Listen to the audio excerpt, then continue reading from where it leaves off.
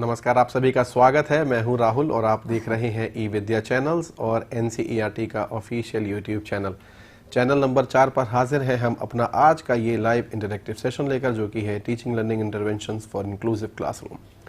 Subject है EVS और इसमें पढ़ने जा रहे हैं चैप्टर 10 हुतुतु। बहरहाल आप मेरे साथ स्क्रीन पर देख रहे होंगे कि मधु ने जो है स्क्रीन साझा की हुई है। मधु नमस्कार, आपका बहुत बहुत स्वागत है। आज ये जो भी डिस्कशन होगी, जो भी हम पढ़ाई करेंगे, उसे ये साइन लैंग्वेज में इंटरप्रेट करेंगी। आप भी हमारे इस लाइव इंटरेक्टिव सेशन का हिस्सा बन सकते हैं। चाहे तो 8800440559 पर आप हमें फ़ोन कर सकते हैं। कोई प्रश्न है, कोई जिज्ञासा है, बेहिचक आप हमसे पूछ सकते हैं। क्लास 4 का ईमेल आईडी भी आप प्रयोग कर सकते हैं। ये सब जानकारी हमारे इस सेशन से जुड़ी हुई। Would like to begin this session with the message of G20। We are proud that India assumed the G20 presidency and will convene the G20 Leader Summit for the first time in the country in 2023. A nation deeply committed to the democracy and multilateralism, India's G20 presidency would be a watershed moment in the history as it seeks to play an important role by finding the pragmatic global solutions for the well-being of all, and in doing so manifest the true spirit of Vasudhaiva Kutumbakam, or the world is one family. So with this positive message would like to begin this session। और जैसा मैंने आपको बताया, EVS की class है। हुतुतु है क्या, ये जान लेते हैं। हमारी जो एक्सपर्ट है वो स्टूडियो में मौजूद है। मैं आपका उनसे परिचय कराता हूँ। मिस मुमताज़ बानो हमारे साथ हैं। आप PhD रिसर्च स्कॉलर हैं जामिया मिलिया इस्लामिया में। नमस्कार, आपका बहुत बहुत स्वागत है। हुतुतु क्या है, बच्चों को बताएं।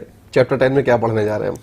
नमस्कार बच्चों, आज हम पढ़ने जा रहे हैं चैप्टर हुतुतु। हुतुतु जैसा आप समझ रहे होंगे, नाम से ही आप सबने कभी गेम खेला होगा अपने आस पड़ोस में, बच्चों के साथ, स्कूल में। हुतुतु हुतुतु हुतुतु है क्या? चलिए पहले तो चैप्टर पढ़ लेते हैं बच्चों। हुतुतु हुतुतु हुतुतु। Out out, all the girls on one side shouted loudly. हुतुतु हुतुतु हुतुतु, hold her from here and there. Hold from the leg, the leg, hold her. Hututu hututu, Vasudha, you come here. You hold her from here. Hey, make sure that Shamla hand does not touch the line. उसका हाथ सही से पकड़ो, उसका हाथ main line को touch नहीं करना चाहिए। हुतुतु हुतुतु, ओह she has touched it. उसने सेंटर लाइन टच कर ली। Out, out, out, all out. हो, your team is all out. बच्चों ये क्या बोला जा रहा है? हुतुतु हुतुतु, क्या ये खेल रहे हैं, ये आपस में क्या डिस्कशन कर रहे हैं? इन सब साउंड्स को सुन के आपको ऐसा लगता होगा कि शायद ये कोई गेम खेला जा रहा है।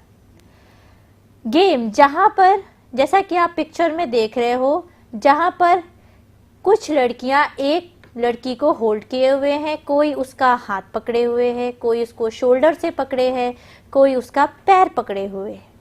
इट्स क्लियरली कि आप पिक्चर में भी देख पा रहे हो और साउंड से भी समझ पाए कि ये कोई गेम खेल रहे हैं। अब हम इस गेम को कहते क्या है?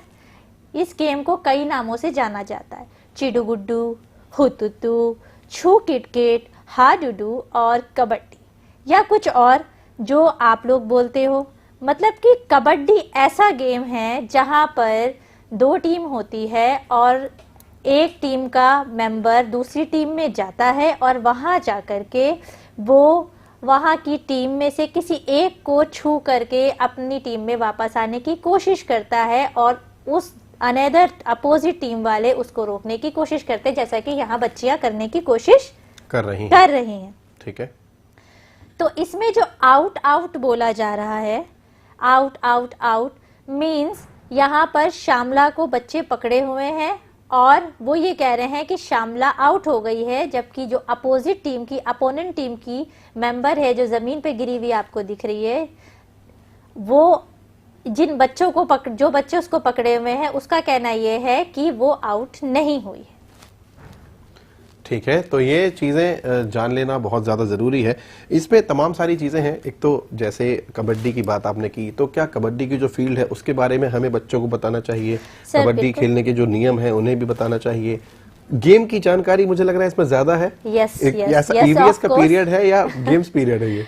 This is both. वैसे भी EVS is the study of environment. हम अपने एनवायरनमेंट के बारे में ही जानते हैं, और एनवायरनमेंट की बात जब करते हैं तो खेल कूद, गेम्स, हमारी रोजमर्रा की जिंदगी, इन्हीं चीजों के बारे में ही हम जानकारी लेते हैं। तो बच्चों, पहले हम बात कर लेते हैं, जब कबड्डी की सर ने बात की है तो सबसे पहले तो ये बात करें कि कबड्डी किस तरह खेली जाती है। तो कबड्डी में भी 2 टीम्स होती हैं और हर एक टीम में 12 प्लेयर्स होते हैं। 12 प्लेयर्स में से एक खेलने वाले 7 प्लेयर्स होते हैं एंड 5 जो होते हैं वो रिजर्व प्लेयर होते हैं। रिजर्व प्लेयर से क्या समझते हैं बच्चों? रिजर्व प्लेयर मींस आप जब खेल रहे होते हैं 7 प्लेयर्स, तो उसमें से अगर कोई प्लेयर चोट लग जाती है, क्योंकि कबड्डी एक बहुत ही रफ गेम है, तो उसमें अगर किसी को चोट लग जाए, किसी और वजह से वो खेलने के लिए सक्षम नहीं है, कैपेबल नहीं है, तो उसकी जगह पर वो जो उसका सब्स्टिट्यूट प्लेयर होता है, जो रिजर्व प्लेयर होता है, वो उसकी जगह खेलता। और इस गेम में एक अपोनेंट टीम का कोई एक प्लेयर दूसरी टीम में जाता है और वो लगातार हुतुतु बोलता है without taking a breath. Okay, and उसको ये इंश्योर करना होता है कि वो नेक्स्ट टीम में जहां वो जा रहा है वहां बाकी टीम के लोगों को, चाहे वो किसी एक को या एक से ज्यादा प्लेयर्स को टच करके या मतलब छू करके, वो वापस जो मिडिल लाइन होती है, मिडिल लाइन से वापस अपने साइड, जो उसका अपना साइड होता है, वहां पर वो पहुंच जाए सेफली। अगर वो वहां नहीं पहुंच पाता है किसी भी वजह से, तो वो आउट हो जाता है। तो वो जो आउट बच्चे चिल्ला रहे हैं उसमें वो यही है कि वो लाइन नहीं छू पा रहे। या that is relate to this. Okay, now जैसे कि आपकी स्टोरी में भी है बच्चों, when 6 girls surrounded Shyamala and caught her, everyone thought that she was out. क्योंकि सबने उसको घेर लिया था, वो सोच रहे थे कि वो आउट हो गई। समबडी कॉट हर लेग, जैसा आपने पिक्चर में देखा, किसी ने उसकी आर्म पकड़ी, किसी ने उसका वेस्ट पकड़ा, but Shyamala was not the one to give up. That's a team spirit, a game spirit. She dragged herself and managed to touch the line in the center. उसने अपने आप को खींचने की कोशिश की, थोड़ा सा जोर लगाया और वो सेंटर लाइन तक पहुंच गई और उसे टच कर लिया। When she touched the line, all the girls of the opposite team were holding her. So all the team got out because सभी ने उसको छू के रखा हुआ था, क्योंकि ये गेम का रूल भी है। अभी हम आगे रूल आपको बताएंगे कि आप अपोनेंट टीम के बच्चों को, किसी भी प्लेयर को आप टच करते हो तो वो आउट हो जाता है। अगर आप उसको टच करके सेंटर लाइन को छू लो या सेंटर लाइन को पार करके अपनी साइड आ जाओ। तो यहाँ श्यामला को सारे बच्चे पकड़े हुए थे, जिस वजह से वो जब सेंटर लाइन को उसने छुआ तो ऑटोमेटिकली सारी की सारी टीम आउट हो गई। और यही यहाँ पर आर्ग्यूमेंट चल रहा था कि बच्चे कह रहे थे कि श्यामला ने ब्रेथ ली, जिसमें से इसमें एक बच्ची ने बोला है, रोजी ने, कि श्यामला ने बीच में सांस ले ली, क्योंकि इसका एक ये भी रूल है कि आपको सांस नहीं तोड़नी है, लगातार हुतुतु या कबड्डी बोलते रहना है। बट श्यामला ने अगेन इंसिस्ट किया, ये बोला कि अगर मैंने सांस तोड़ दी थी तो वाई यू ऑल होल्डिंग हर मी, कि आप सब मुझे होल्ड क्यों करके रखे हुए थे। If I was out then आप सबको मुझे उसी वक्त छोड़ देना चाहिए। सो आर्ग्यूमेंट हुआ दोनों टीम में and finally Shyamala won the game because उसने सांस नहीं तोड़ी थी। इसकी मेन तो इसका यही सबूत है कि सब उसको लास्ट तक होल्ड किए हुए थे, एंड जब उसने सेंटर लाइन टच कर ली then according to the rules सारी की सारी अपोनेंट टीम आउट हो गई। ओके, तो एक चीज और, यहाँ पर हम इंक्लूसिव क्लासरूम में भी हैं, तो मैं ये जानना चाह रहा था कि इंक्लूसिव क्लासरूम में ये गेम कैसे खेलेंगे हम, ये पार्ट कैसे पढ़ाया जाएगा? बिल्कुल सर, इसके लिए बिल्कुल हो सकती है। हम इसके लिए टेक्टाइल डायग्राम बच्चों को दिखा सकते हैं, मॉडल्स के थ्रू बता सकते हैं, और सबसे अच्छा बच्चों को फर्स्ट हैंड एक्सपीरियंस दे सकते हैं। उनको प्लेग्राउंड ले जा सकते हैं, उनको प्लेग्राउंड ले जा करके खिला सकते हैं उनके बाकी क्लासमेट्स के साथ, और वो इसको खेलने में बहुत ही ज्यादा मजा और उनको बहुत ज्यादा इंजॉय होगा जी। जैसा कि मैं यहाँ आप लोगों को दिखाना चाहूंगी, यहाँ पर ग्राउंड है, इस तरह का ग्राउंड जैसा आप बच्चों स्क्रीन पे भी देख रहे हो। स्क्रीन पे दिख रहा है इसमें आपको कि इस ग्राउंड का जो डायमेंशन होता है मेन, वो लेंथ जो इसकी होती है वो 13 मीटर होती है, एंड विड्थ जो होती है वो 10 मीटर होती है। ओके, लॉबी साइड में दिख रही है आप लोगों को, उस लॉबी के बाहर नहीं जाना होता है। और जो बोनस लाइन है, बोनस लाइन में बाकी के जो प्लेयर्स होते हैं वो खड़े होते हैं, दोनों अपोनेंट टीम के। एंड मिड लाइन जो बीच की लाइन दिख रही है, ये मेन रोल निभाती है इस गेम में। जिस मिड लाइन को क्रॉस करके एक टीम के लोग दूसरी टीम में जाते हैं। दोनों टीम का जो डायमेंशन होता है वो टोटल 13 मीटर होता है, जिसकी मेन डायमेंशन जो दी हुई है आपकी बोनस लाइन की डायमेंशन 1.75 मीटर होती है, बॉल्क लाइन की 1 मीटर, एंड मेन जो ग्राउंड होता है उसकी 3.75 मीटर। तो बच्चों, ये इसके लिए हम जो है आपको टीचर्स को ये भी बताएंगे कि इस तरह का ग्राउंड जैसा मैंने आपको स्क्रीन पे दिखाया है, वैसा हम अपने स्पेशल बच्चों के लिए भी दिखा सकते हैं उनको, इस तरह का मॉडल बना के। जैसा बच्चों आप देख रहे हो, ये छोटा सा कबड्डी का ग्राउंड है। इसमें यहाँ पर टीम के मेंबर्स खड़े हैं। ये एक अपोनेंट टीम है जो ब्राउन कलर से है, एंड ये सेकेंड अपोनेंट टीम है जो ऑरेंज कलर से है। ठीक है, ये this one is for mid line जो व्हाइट कलर की आपको दिख रही है। अब इस टीम का कोई एक person, suppose this is Shyamala, okay, and she is trying to go, इसने एंटर किया दूसरी टीम में। जब वो एंटर कर रही है तो उसका ये टारगेट है कि वो इन सब में से जो ये 7 प्लेयर्स खड़े हैं, इनमें से किसी एक को छू के वापस सेंटर लाइन से होते हुए अपने उसमें आ जाए, अपने जगह पर आ जाए, या तो वो इन सब में से जिसको जिसको छू पाए। श्यामला के केस में क्या हुआ बच्चों कि वो जब अंदर गई, देन सारे बच्चों ने, किसी एक ने उसको पकड़ लिया, एक ने पकड़ा, फिर दूसरे ने पकड़ा, फिर तीसरे ने पकड़ा। ऐसे क्या हुआ ना, जब सभी उसको पकड़े हुए थे, सारे बच्चे होल्ड किए हुए थे, तो सारे के सारे बच्चों ने उसको छू लिया। टोटल 6 बच्चों ने, एक को छोड़ करके। अब वो सेंटर लाइन से बहुत ज्यादा दूर थी नहीं, उसने थोड़ा सा जोर लगाया, कोशिश की, and then she touch the centre line. इस तरह से उसने दूसरी टीम को, अपोनेंट टीम को हरा दिया और उसकी टीम जीत गई। इस टीम में भी इस तरह के खेल में भी कोच होते हैं, जो कोच देखते हैं, रूल्स एंड रेगुलेशन होते हैं टीम के, जिसको देखते हैं कि दूसरी दोनों टीम्स जो है उन रूल्स एंड रेगुलेशंस को अच्छे से फॉलो कर रहे हैं या नहीं। जैसे ये श्यामला के केस में जो 2 टीम्स में आपस में झगड़ा हो रहा था, उसको फाइनली सॉल्व उनके कोच ने ही किया था। ये जो इस ग्राउंड को भी देखें, जो आपने दिखाया, टेक्टाइल भी आप बनाकर लाई हैं, हमने स्क्रीन पर भी देखा, तो जो सेंटर लाइन है इसका मतलब वो बड़ी महत्वपूर्ण है। या तो इस प्रकार के जो गेम है उनके बारे में और क्या जानकारी दी जा सकती है बच्चों को? क्या और भी किसी प्रकार के गेम होते हैं? हाँ, बिल्कुल होते हैं। सेंटर लाइन होती है जी, बिल्कुल होती है। जैसे हम टग ऑफ वॉर खेलते हैं, टग ऑफ वॉर, रस्सी खींचने वाला, वही सीखा है बच्चों ने। छोटे बच्चे अक्सर खेलते हैं, स्कूल्स में खेला होगा, घरों में खेला होगा। टग ऑफ वॉर होता है। इसके अलावा आपका हॉकी होता है, बैडमिंटन होता है, टेबल टेनिस होता है, लॉन टेनिस होता है। ये सारे गेम आपके जितने भी हैं, हॉकी का ग्राउंड होता है, फुटबॉल का ग्राउंड होता है, मतलब कि ज़्यादातर ये जितने गेम हैं इन सब में सेंटर लाइन एक बहुत ही अहम रोल निभाती है। ओके, तो द गेम ऑफ कबड्डी तो आपने समझ लिया बच्चों की क्या होता है। इसमें all about pulling, pushing, screaming, shouting, dragging, falling, मतलब बहुत कुछ होता है। कंटिन्यूअसली, साइमल्टेनियसली बहुत कुछ चलता रहता है। एक टीम दूसरी टीम को, अपोजिट टीम को हराने की कोशिश करती है हर तरह से। हर गेम के बच्चों को कुछ रूल्स होते हैं, इस गेम के भी रूल्स होते हैं। तो इसका मेन रूल यही है कि आपको इस गेम में बॉडी के साथ साथ अपने माइंड को भी साइमल्टेनियसली यूज करना है। अपना आई हैंड फुट कोऑर्डिनेशन अच्छा बना करके चलना है।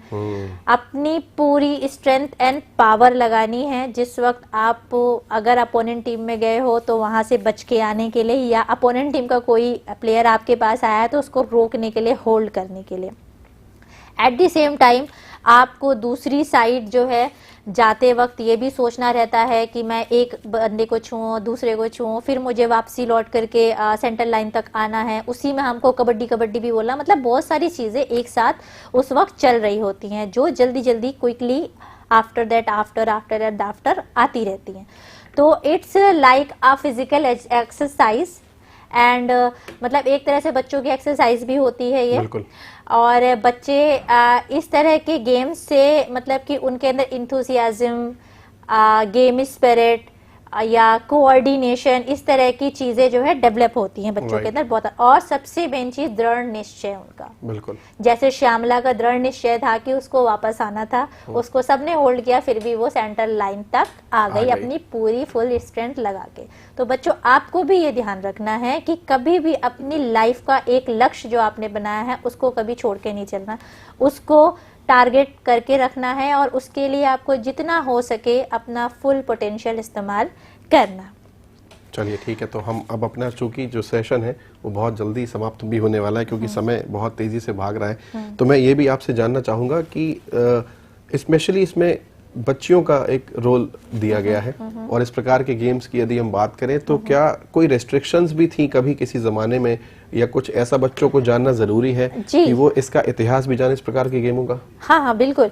आज से लगभग 50 साल पहले बच्चियों को खेलने को, मतलब कि ज्यादा खेलने को, खासतौर पे कबड्डी की अगर हम बात करें, जैसा हम बता चुके ये बहुत रफ गेम है, इसमें चोट भी लग सकती है, जैसा बच्चे पिक्चर में देख रहे हैं गिरते हैं, इसमें हाथ में चोट लग सकती है, किसी और बॉडी पार्ट में चोट लग सकती है, या जैसा आप ड्रेस देख रहे हो तो उस टाइम पे क्या होता था कि यूनिफॉर्म जो एक होती थी पर्टिकुलर, तो लोग सोचते थे कि बॉयज जैसा टी शर्ट एंड शॉर्ट्स पहनने पड़ेंगे, या अगर बच्ची को कहीं चोट लगी तो लेटर ऑन लाइफ में वो अपनी सर्वाइवल कैसे करेगी। तो इन सब चीजों को देखते मतलब ओवर प्रोटेक्शन पहले के टाइम में ज्यादा था जी।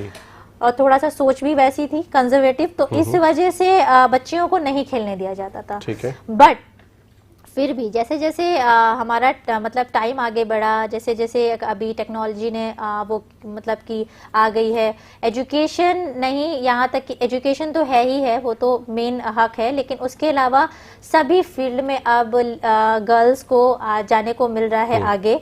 और सिर्फ गर्ल्स खुद नहीं जाती, खुद तो उनके अंदर है ही मोटिवेशन, अब उनके पेरेंट भी मोटिवेटेड है, अब वो जानते हैं कि पढ़ाई का क्या महत्व है और पढ़ने लिखने आगे बढ़ने से और अपनी बेटियों को इम्पार्ट करने का क्या इम्पोर्टेंस है उनकी लाइफ के लिए। सो बच्चों, जैसा आपकी बुक में भी कर्णम मल्लेश्वरी के बारे में बताया गया है, उनके बारे में बताना चाहूंगी आप लोगों को कि वो आंध्र प्रदेश की थी और वो जब 12 साल की थी तभी से वो वेट लिफ्टिंग करने लगी थी। अब आप सोचो, वेट लिफ्टिंग इज वेरी मतलब कि हैवी टास्क, राइट या। सो जैसा आप देख रहे हो उन्होंने वेट उठा रखा है। कर्णम मल्लेश्वरी 12 साल की उम्र से वो इसकी प्रैक्टिस कर रही थी और वेट लिफ्टिंग करने लगी थी, एंड नाउ वो 130 किलोग्राम्स तक का वेट पुल कर लेती हैं और 29 मेडल्स वो इंटरनेशनल इवेंट्स में अपने भारत देश के लिए ला चुकी हैं। ये कितने गर्व की बात है, आप सोचिए। बिल्कुल, ये बात बिल्कुल आपकी 100% सही है। और यदि हम पीटी उषा की बात करें या फिर हम जैसे और भी एथलीट्स हैं जिनकी हम बात करें, तो उनमें कर्णम मल्लेश्वरी का नाम निसंदेह इस एरा में, जब हम कह सकते हैं कि तकनीक की आपने बात की, तो उसमें उनका शायद सबसे पहला नाम होगा, जब उन्होंने तस्वीर बदल के रख दी। और उसके बाद जितने भी हमारे एथलीट्स हैं, तमाम सारे ऐसे नाम हैं जो इस फहरिस्त में आज चमक रहे हैं सितारे की तरह। ये एक आउटडोर एक्टिविटी है। एक अंतिम मेरा सवाल है कि बच्चे जो है हमारे स्कूल में जैसे गेम्स पीरियड होता है, तो इसमें क्या कोई ऐसी एक्टिविटी भी हो सकती है जो इंडोर हो और आउटडोर हो, ऐसा भी कुछ हो सकता है? हाँ बिल्कुल, स्कूल में क्या, घरों में भी बच्चे इंडोर एंड आउटडोर गेम्स तो सभी बच्चों को पता है। इंडोर गेम्स जो हम 4 दीवारी में या अपने घरों में या क्लासरूम के अंदर कर सकते हैं। इंडोर गेम्स जैसे कि बच्चों को हम कैरम हो गया, लूडो हो गया, चेस हो गया, ये सब इंडोर गेम्स है आपके। ओके, टेबल टेनिस है, ये भी इंडोर गेम है। आउटडोर गेम में आपके क्रिकेट आ जाते हैं और हॉकी आ जाता है, बैडमिंटन आ जाता है। दोनों ही गेम्स बहुत इंपॉर्टेंस रखते हैं बच्चों के लिए, क्योंकि गेम कोई भी हो that gives the physical strength and mental strength also. Yes, agreed. तो चलिए, कुछ नामों से परिचित कराने वाली थी आप बच्चों को शायद। यस सर, बिल्कुल। ये कुछ नेम है बच्चों जो स्लाइड में भी वो देख रहे हैं।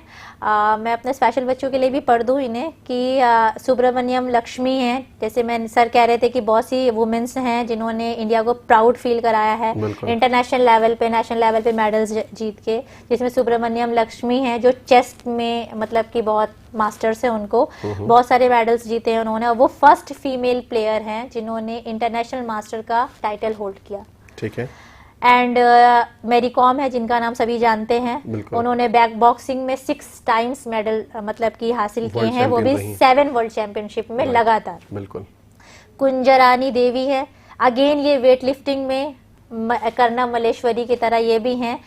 हालांकि मैं कहूंगी कि कर्णम मल्लेश्वरी से भी पहली फर्स्ट इंडियन वुमेन है जिन्होंने वेट लिफ्टिंग चैंपियनशिप में मेडल हासिल किया जी। Sania Mirza again in tennis, उन्होंने बहुत नाम कमाया है। साइना नेहवाल हैं जिन्होंने बैडमिंटन में बिल्कुल बहुत अच्छा नाम कमाया है, भारत को मेडल्स दिलाए हैं। एंड मिताली दोराईराज जो कैप्टन है इंडियन वुमेन क्रिकेट टीम की, टेस्ट के साथ साथ ओडीआई टीम की भी। बिल्कुल, बहुत एक ग्लोरियस करियर रहा उनका और अब वो जो है आगे बढ़ चुकी हैं। चलिए आगे बढ़ें। अब हम जब बात करते हैं कि हम अपने मतलब क्योंकि हमारा ये क्लास ही होता है स्पेशल इंक्लूसिव क्लासरूम है, तो हम स्पेशल वुमेन्स की इसमें भागीदारी क्यों नहीं इंक्लूड करेंगे। तो हमारे स्पेशल वुमेन्स भी इसमें पीछे नहीं है, जिसमें अवनी लेखरा है जो उनका राइफल शूटिंग में बहुत ज्यादा नाम, मतलब बहुत ही आगे नाम है उनका।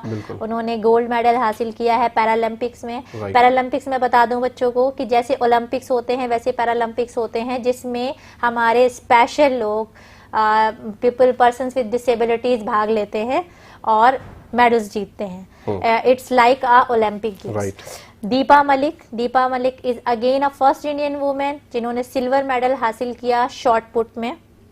And Bhavina Patel von a silver medal in class 4 table tennis, मतलब उन्होंने टेबल टेनिस में इसके अलावा भी ये कुछ नाम मैंने इंक्लूड किए हैं बच्चों।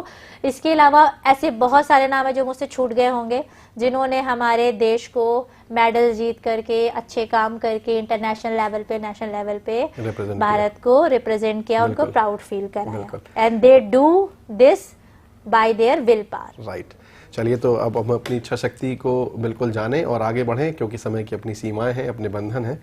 ओके सो बच्चों, मैं शॉर्ट में आपको बताना चाहूंगी कि आपकी बुक में ही द स्टोरी ऑफ 3 सिस्टर्स है। ये 3 लेडीज दिख रही होंगी, ये आपको बड़ी कॉमन सी दिख रही होंगी क्योंकि आपका कबड्डी के ऊपर ही आपका चैप्टर भी था।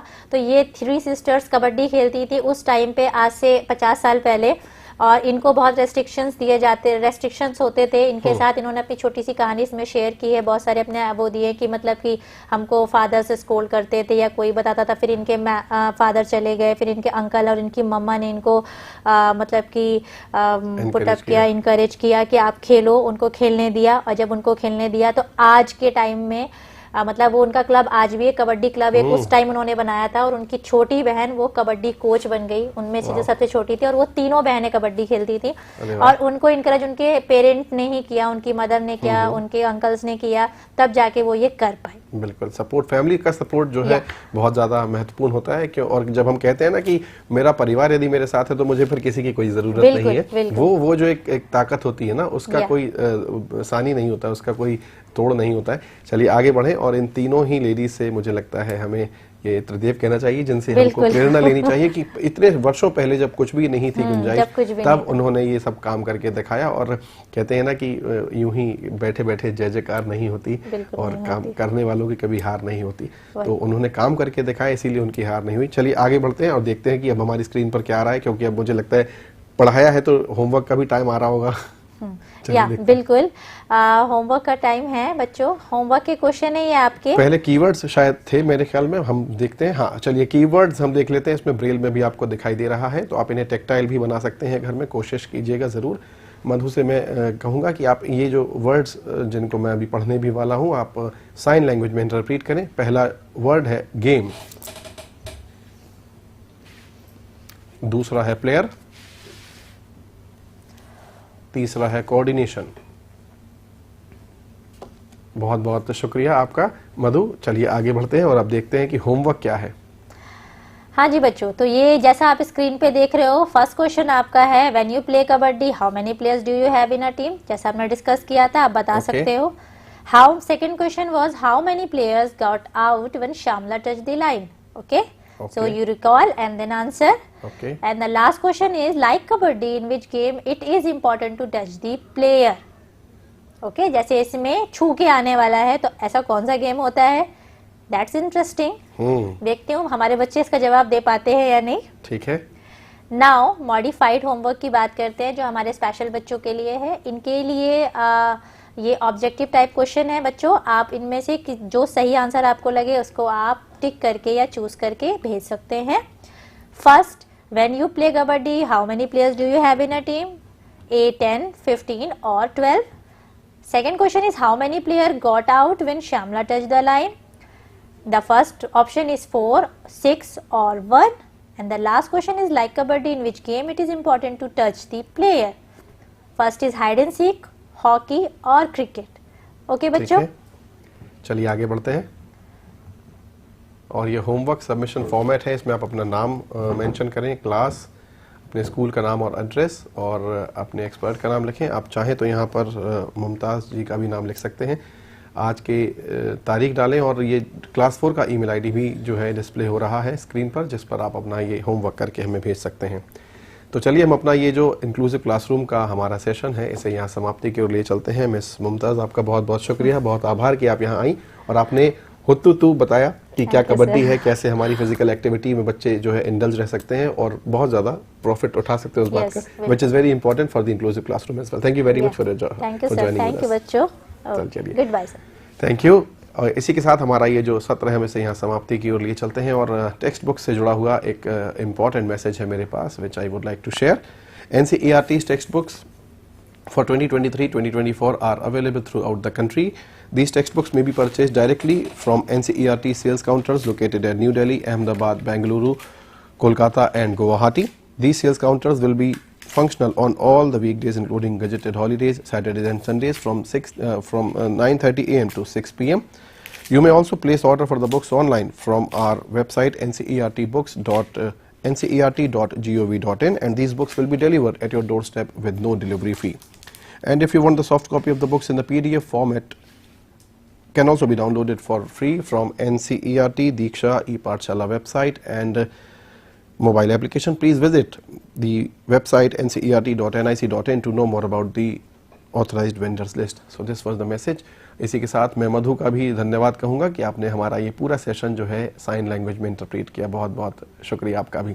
इसी के साथ हमारी ये प्रस्तुति यहीं समाप्त होती है। तमाम और प्रेजेंटेशंस के लिए जुड़े रहिए और देखते रहिए ई विद्या चैनल्स और NCERT का ऑफिशियल यूट्यूब चैनल।